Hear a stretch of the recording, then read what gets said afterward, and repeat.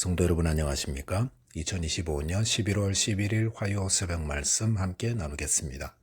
함께 나누실 하나님 말씀은 에스라 8장 1절에서 20절까지입니다. 본문은 바벨론 포로에서 2차로 귀환하는 자들의 명단을 기록하고 있습니다. 본문을 통해서 하나님의 나라를 따르기로 결단해야 함과 일꾼을 세워야 함에 대해서 묵상하겠습니다. 첫째 묵상할 내용은 성도는 하나님의 나라 따르기로 결단해야 한다는 것입니다. 본문 앞 에스라 7장에 보시면 하나님은 바사왕 아닥사스다의 마음에 유다 백성들을 예루살렘으로 돌려보내어 여호와의 성전을 아름답게 할 뜻을 주셨다고 했습니다. 그리고 율법에 정통한 에스라로 하여금 그 일을 하도록 명하였습니다.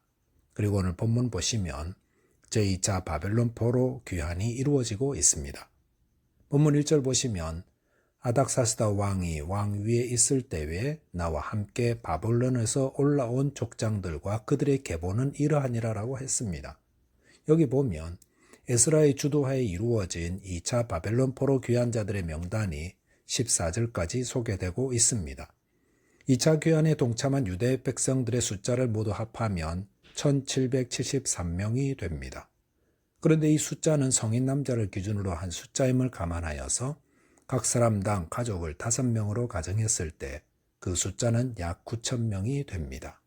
이 숫자는 1차 포로귀환 때의 숫자와 비교할 때의 5분의 1 정도에 불과한 소수입니다. 이렇게 예루살렘으로 돌아가게 될 2차 포로귀환자의 수가 적은 이유가 무엇이겠습니까? 그것은 1차 포로귀환 때로부터 이미 많은 시간이 흘렀기 때문일 수 있습니다. 바벨론 1차 포로귀환은 BC 537년에 이루어졌습니다. 그리고 2차 포로귀환은 BC 458년에 이루어졌기 때문에 이미 80년이 지난 후입니다. 그 말은 2차 포로귀환에 동참하게 된 유대 백성들은 모두 바벨론에서 태어난 자들이라는 겁니다. 이민자들은 세대를 더해갈수록 자신의 뿌리 나라에 대한 애착이 줄어드는 것이 일반적인 모습입니다. 그런데 예루살렘 멸망 후 바벨론의 포로로 끌려올 때까지 이미 130여 년이 흘렀습니다. 그러니 바벨론은 그들의 고향이며 삶의 터전이라 할 수 있습니다. 더구나 바벨론 땅에서 예루살렘까지는 1500km가 걸립니다. 걸어서 5개월이 더 소요되는 거리요.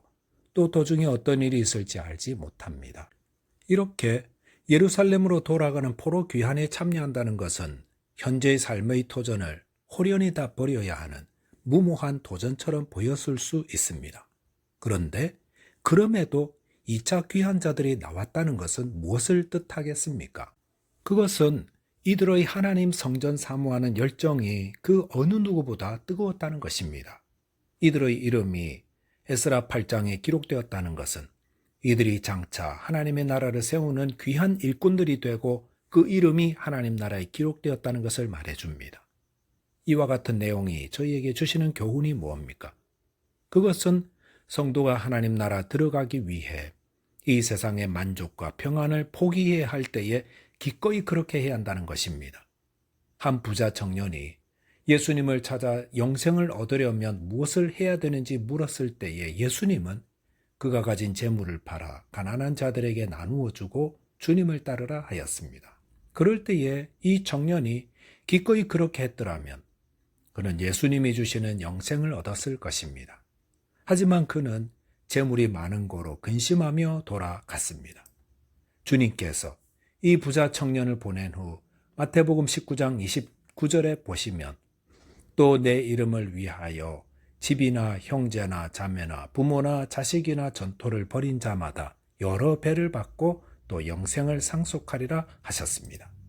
많은 사람들이 주님의 나라를 위해 나아가야 할 때에 이 땅의 집이나 형제나 자매나 부모나 자식이나 전토 때문에 근심하며 주춤거립니다. 그럴 때에 오직 주님의 나라만을 위해 나아가는 자는 여러 배를 받고 또 영생을 상속합니다. 성도들은 하나님과 재물을 겸하여 섬기지 못하고 하나님 나라와 세상 나라를 동시에 추구할 수 없습니다. 저와 여러분이 하나님 나라를 위한 주님의 부르심을 받았을 때에 기꺼이 모든 것을 버려두고 주님을 따름으로 하나님 나라를 상속하는 자 되시기 바라겠습니다. 둘째로 묵상할 내용은 주님의 나라를 위한 일꾼을 세워야 한다는 것입니다. 본문 15절에 보시면 내가 무리를 아하와로 흐르는 강가에 모으고 거기서 3일 동안 장막에 머물며 백성과 제사장들을 살핀즉 그 중에 레위 자손이 한 사람도 없는지라 하였습니다. 에스라는 제2차 예루살렘 귀환 자들을 아하와로 흐르는 강가에 모아 3일 동안 유숙하게 했습니다. 이렇게 한 이유는 먼 여행을 떠나기 전에 만반의 준비를 갖추기 위해서라 할 수 있습니다. 그런데 백성과 제사장들을 살피던 에스라는 그들 가운데 레위인이 전혀 없다는 사실을 알게 되었습니다.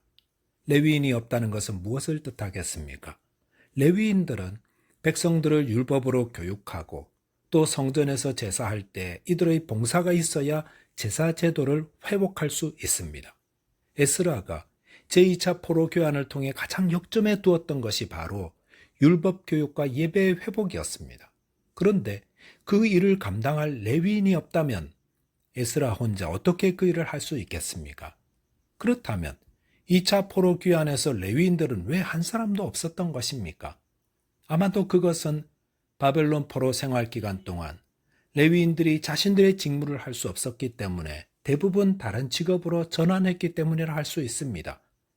또한 완전히 복구되지 않은 예루살렘으로 돌아갔을 때 겪게 될 어려움 때문에 그나마 남아있던 레위인들도 2차 귀환에 동참하기를 꺼려했던 것입니다. 본문 16절 17절에 보시면 이에 모든 족장 곧 엘리에셀과 아리엘과 스마야와 엘라당과 야릭과 엘라당과 나당과 스가랴와 무술람을 부르고 또 명철한 사람 요야릭과 엘라단을 불러 가시바 지방으로 보내어 그곳 족장 이또에게 나가게 하고 이또와 그의 형제 곧 가시바 지방에 사는 느디님 사람들에게 할 말을 일러주고 우리 하나님의 성전을 위하여 섬길 자를 데리고 오라 하였더니 라고 하였습니다. 2차 포로 귀환자 중에 레위 사람이 한 사람도 없다는 사실을 안 에스라는 어떻게 했습니까? 그는 족장들과 지혜로운 사람들을 시켜 레위인들을 모집하게 했습니다. 17절에 나오는 가시바 지방에 사람을 보냈다 했는데 이 가시바 지방에는 아마도 유대인 회당들이 많아 그곳에 레위인들이 많이 거주하지 않았나 추정됩니다. 그곳에 사람을 보낼 때는 할 말을 일러주기까지 하였다고 했습니다. 레위인을 데려오기 위해 에스라는 얼마나 신중하고 열성적으로 행하고 있습니까?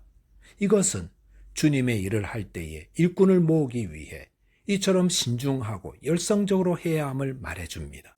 교회들마다 일꾼이 없다고 하고 신약교회도 헌신된 사역자들을 찾기 어려워지고 있습니다.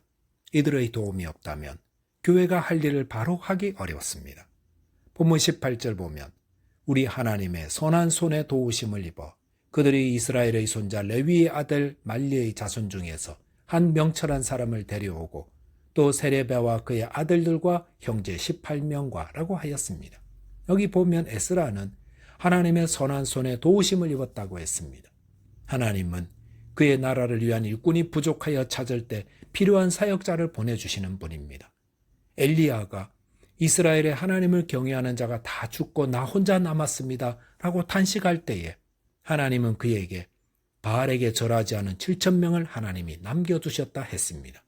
그리고 엘리야의 사역을 이을 엘리사를 보내주셨습니다. 주님의 일은 혼자 하는 것이 아니라 함께 하는 것입니다. 그러므로 일꾼이 부족할 때 어떻게 해야 합니까? 한 사람 사역자를 얻기 위해 신중하고 열성적으로 힘을 모아야 합니다. 일꾼은 담임 목사님이 알아서 세울 거야. 이런 생각을 하면 그런 교회에는 일꾼이 세워지지 않습니다. 우리 교회에 충성된 일꾼이 있어야 한다는 사실에 모두 한마음 한뜻이 되어야 합니다. 예수님은 무리들이 목 잡는 양과 같이 고생하는 것을 보시고 추수할 것은 많되 일꾼이 적다 하셨습니다. 그러면서 추수하는 주인에게 추수할 일꾼들을 보내어 주소서 하라 하셨습니다. 저와 여러분들이 주님의 나라 일꾼을 얻기 위해 함께 기도하고 수고하는 자 되시기 바라겠습니다. 기도하겠습니다. 하나님 아버지, 저희 모두 하나님의 나라를 위해 부름받을 때에 기꺼이 나가는 자 되게 해 주옵소서. 또한 저희에게 추수할 일꾼을 보내어 주셔서 주의 백성들이 주의 말씀으로 잘 양육되게 해 주옵소서. 예수 그리스도의 이름으로 기도하옵나이다. 아멘. 오늘도 믿음 안에서 승리하는 하루 되시기 바라겠습니다. 감사합니다.